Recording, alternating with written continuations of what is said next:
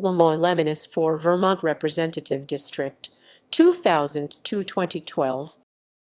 The Lamoille-4 Representative District is a one-member state representative district in the U.S. state of Vermont. It is one of the 108 one- or two-member districts into which the state was divided by the redistricting and reapportionment plan developed by the Vermont General Assembly following the 2000 U.S. Census.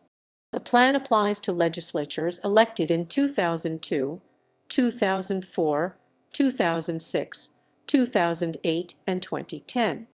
A new plan will be developed in 2012 following the 2010 U.S. Census.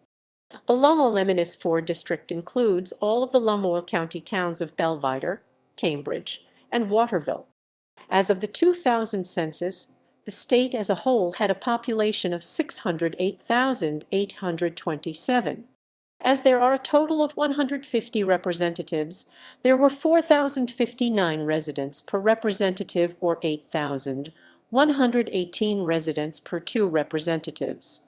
The one-member Lamoille-4 district had a population of 4,177 in that same census, 2.91% above the state average.